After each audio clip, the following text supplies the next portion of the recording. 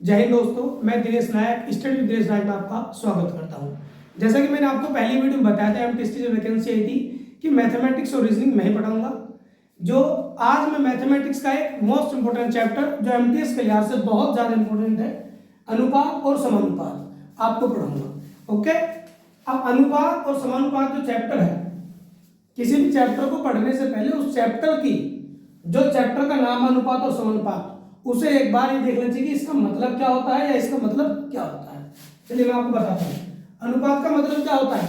दो समान राशियों या संख्याओं के बीच जो तुलनात्मक संबंध होता है, दो समान राशियों या संख्याओं के बीच जो तुलनात्मक संबंध होता है उसे अनुपात बोलते हैं। जैसे ए अनुपात बी, यानी 2:3 या 4:5 या 8:9, ये दो राशियां हैं, इनके बीच तुलनात्मक संबंध है, ये इससे तुलना कर रहा है। इस 2:3 का मतलब ये भी होता है कि अनुपात किसमें हो सकता है? भिन्न में, यानी इस 2:3 को मैं 2/3 लिख सकता हूं। भिन्न यही तो होता है कि 2/3 होता है भिन्न। या फिर मैं इस 2:3 अनुपात को लिख सकता हूं 2/3। इसका मतलब भी यही है। इन दोनों का मतलब ये है या इन दोनों का मतलब ये है या फिर इन दोनों का मतलब ये है। आई बात समझ में? ये हो गया अनुपात का मतलब।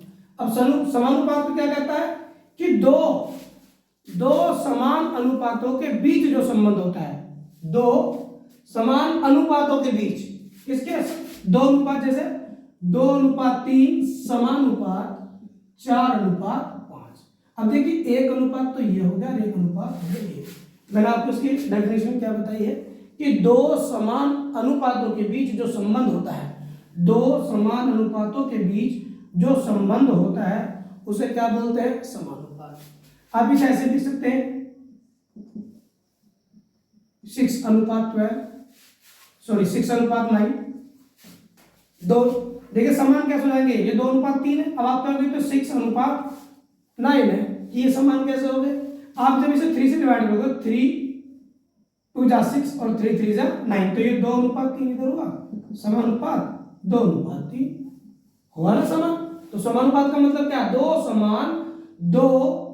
समान अनुपातों के बीच जो संबंध होता है उसे बोलते हैं समानुपात। इतनी सी बात आपको समझ में आ गई होगी।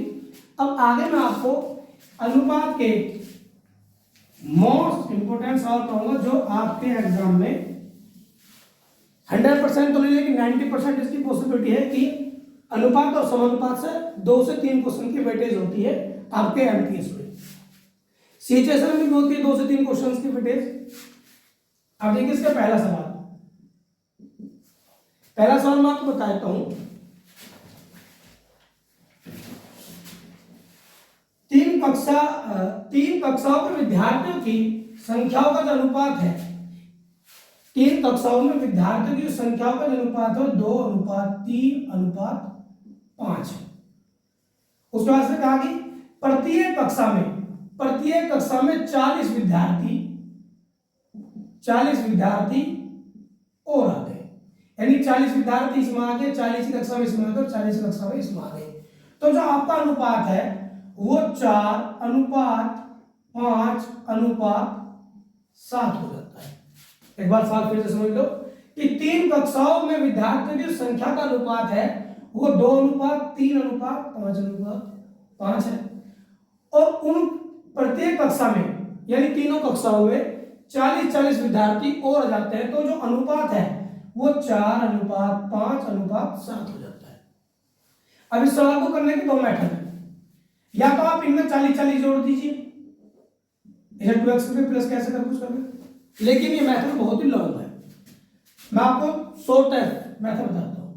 अगर इन अनुपातों के बीच जो डिफरेंस है, जो अंतर है वो समान हो, तो आप उस अंतर को इसके बराबर रख सकते हैं। देखिए 2 और 4 में कितना अंतर है? 2 का। 3 और 5 में कितना अंतर है? 2 का। 5 और 7 में कितना अंतर है? 2 का। तो इसका मतलब तीनों में अंतर समान हुआ। यदि ये अंतर 2 में समान होता, 1 में नहीं होता, तो फिर भी सवाल को हम ऐसे नहीं कर सकते थे, ठीक है? या 1 में होता, 2 में नहीं होता, फिर भी नहीं कर सकते थे। यानी तीनों में ये अंतर समान होना चाहिए। तो अब ये इसका मतलब क्या हुआ कि 2 का अंतर 2 बराबर 40। 2 यूनिट बराबर कितना हो गया? 40 विद्यार्थी। तो 2 एकम 2 और 2 दूनी 4, यानी 1 इकाई बराबर या 1 यूनिट बराबर 20। कितना आ गया? 1 यूनिट बराबर 20। अब इस सवाल में पूछा गया कि टोटल विद्यार्थी कितने थे उस कक्षा में।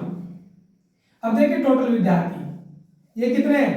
2 प्लस 3 प्लस 5। टोटल यूनिट कितनी हो जाएगी? 3 और 2 5 और 5 10। कितनी इकाई हो गई? 10 इकाई हो गई। होगी 10 इकाई। अब 1 इकाई बराबर 20 विद्यार्थी है, तो 10 इकाई बराबर कितने हो जाएंगे? इसमें 10 की मल्टीप्लाई कर देंगे। तो कुल मिलाकर उस कक्षा में कितने विद्यार्थी थे? 200। आ जाओगे सवाल? मेरे ख्याल सभी के समझ में आ जाओगे सवाल। अब अगला सवाल करते हैं।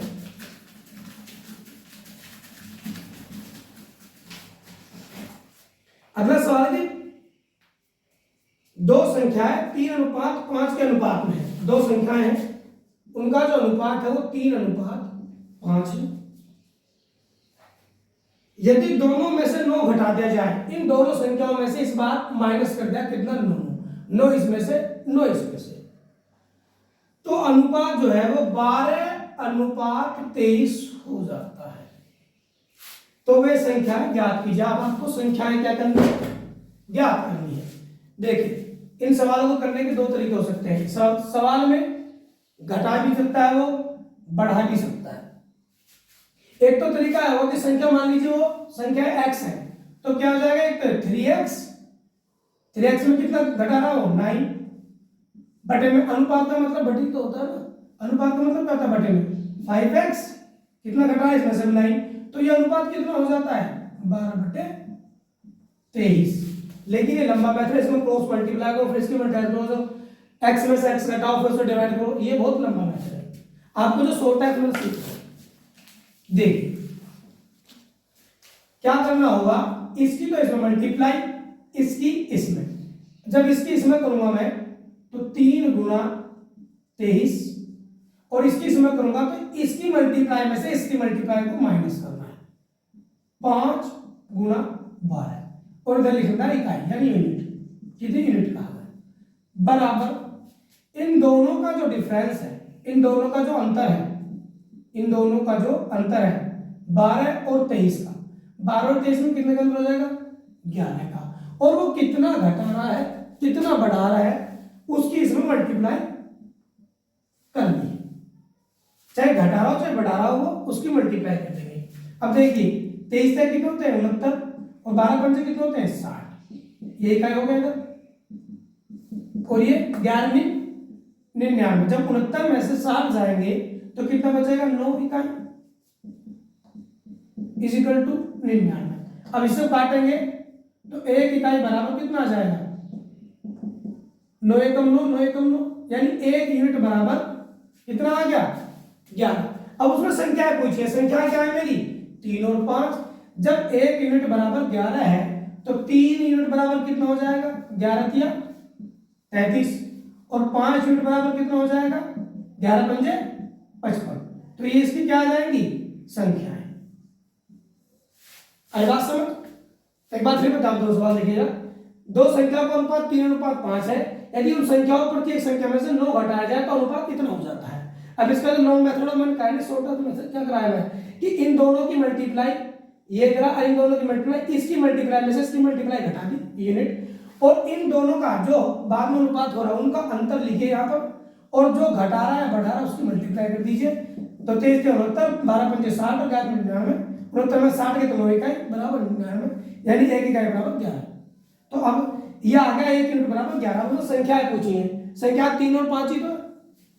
अब 3 में मैं 11 की मल्टीप्लाई में कितना है? 11 क्या 37, और 5 में 11 की मल्टीप्लाई करूँ कितना हो जाएगा? 11 पंजे 55। ये आपकी संख्याएं आ गई। चलिए अब अगला सवाल देखते हैं जरा।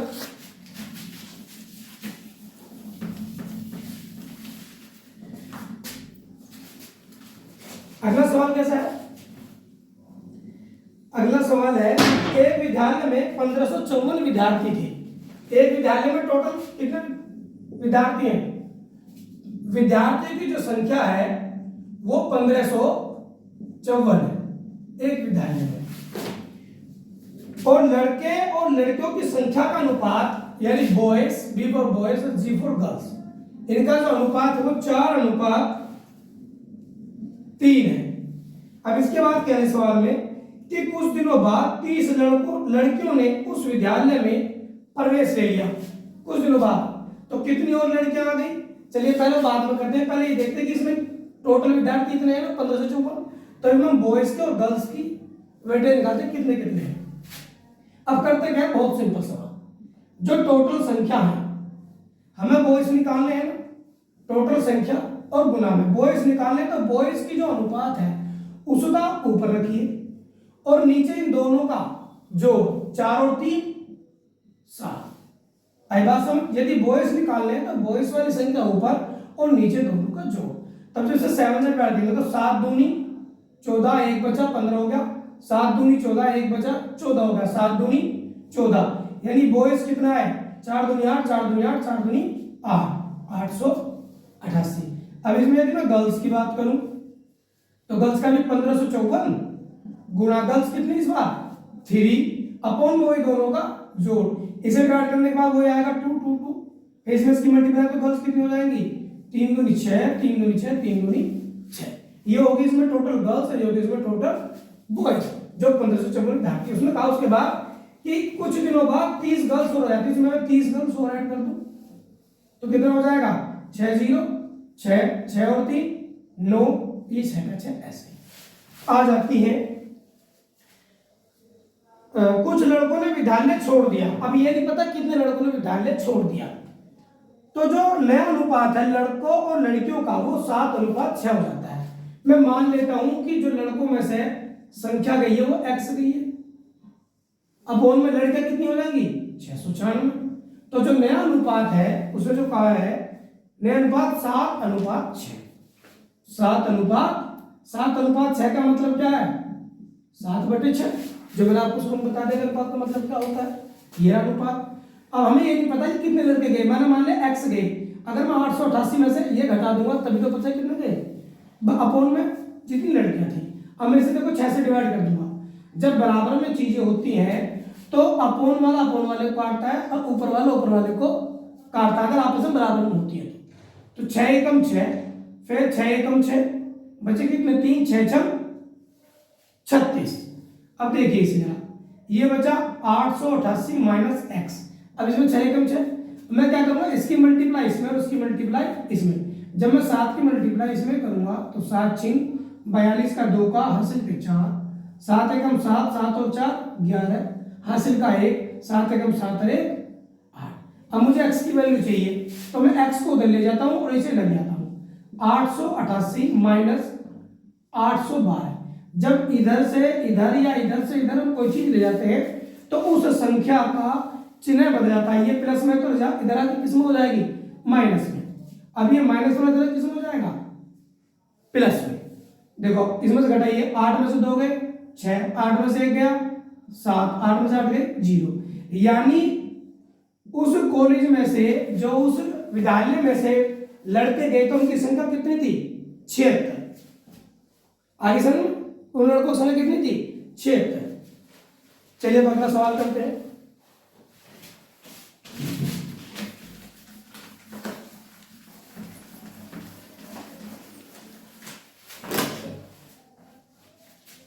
अगला सवाल है अनुपात 2:5 के प्रत्येक पद में क्या जोड़ा जाए जिससे वह 5:6 के बराबर हो जाए। ये क्या है कि अनुपात 2:5 में क्या जोड़ा जाए जिससे वो अनुपात 5:6 हो जाए। इसमें हम क्या जोड़े जिससे ये क्या हो जाए 5:6 हो जाए। इसका एक तरीका तो ये है कि आप इस 2 में x जोड़ दीजिए और इस 5 में भी x जोड़ दीजिए और अनुपात कितना हो जाता है 5:6। तो जब आप इसकी इसमें मल्टीप्लाई करोगे इसकी इसमें करोगे ये हो जाएगा लंबा मीटर। मैं आपको एक तरीका बताता हूं और छोटा। यदि जो जोड़ने और घटाने के बाद जो अनुपात आता है, ये अनुपात आ रहा है जोड़ने के बाद ये आ रहा है, इनके बीच का अंतर 1 हो, कितना हो 1 हो, तो हम क्या करेंगे बहुत सिंपल है, इसकी इसमें गुणा करके इसकी इसमें गुना करके और इसकी इसमें गुना करके दोनों का अंतर निकाल देंगे तो संख्या वही जुड़ जाएगी। तो 6 दूनी 12 और 5 पंजे 25। जब 25 में से 12 घटाएंगे तो कितना आएगा? 13। यानी इसमें कितनी कौन सी संख्या जुड़ जाएगी? 13। मैं आपको इसमें डिटेल में बता सकता हूँ। देखिए 2 + x में 5 + x बटे में 5 बटे 6। तो 6 के इसमें करेंगे तो 6 दूनी 12 प्लस के 6x बराबर 5 के इसमें करेंगे 5 पंजे 25, 5 के x में करेंगे तो 5x। अब x वाली संख्या तो इधर ले आओ और इसे इधर ले जाओ। तो यानी ये 6x ये प्लस वाले इधर आके किसका हो जाएगा? माइनस का। ये 25 इधर ऐसे ही रहा और 12 इधर जाएगा माइनस का हो जाएगा। तो 6x में जब 5x आएगा तो x बचेगा और 25 में जब 12 जाएंगे तो कितना बचेगा? 13। ये इसका मतलब होता है। वो सिंपल है। अगर इनका अंतर 1 हो तो इन दोनों के आपस में गुणा करने के बाद घटा दो, वही संख्या आएगी जो जोड़ियां घटाई जाएगी। आगे बात समझ में? चलिए अगला सवाल करते हैं। ये हो गया।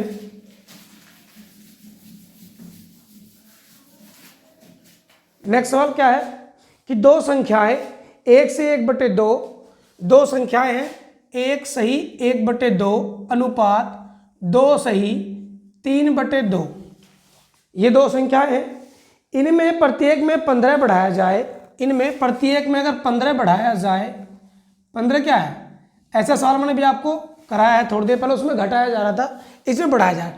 15 बढ़ाया जाए तो संख्या 1 सही 2/3 अनुपात 2 सही 1/2 हो जाती है। अब ये सवाल मैंने आपको कराया था अभी थोड़ी देर पहले।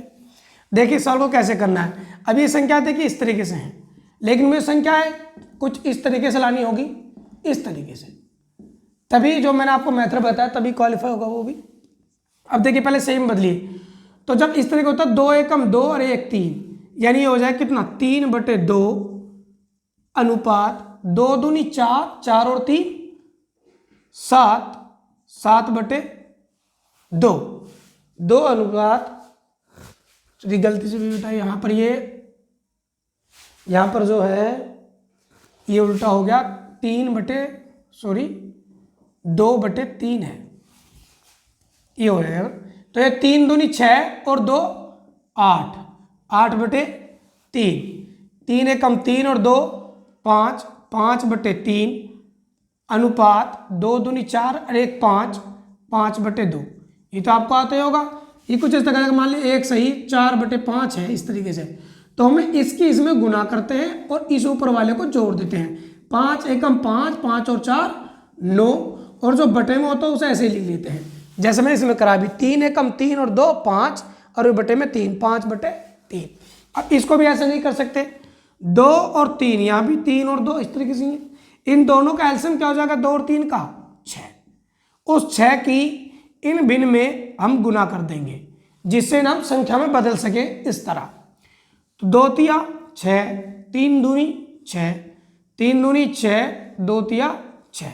अब देखिए इसके इसमें गुना करेंगे तो 3 तिया 9 अनुपात 8 दूनी 16, 5 दूनी 10 अनुपात 5 तिया 15।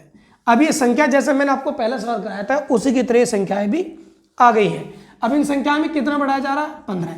मैंने बताया कि इसकी इसमें गुना और इसकी इसमें गुना दोनों का अंतर, यानी 15 निम्मा 135 माइनस 16 धाम 160 यूनिट होगी, इकाई।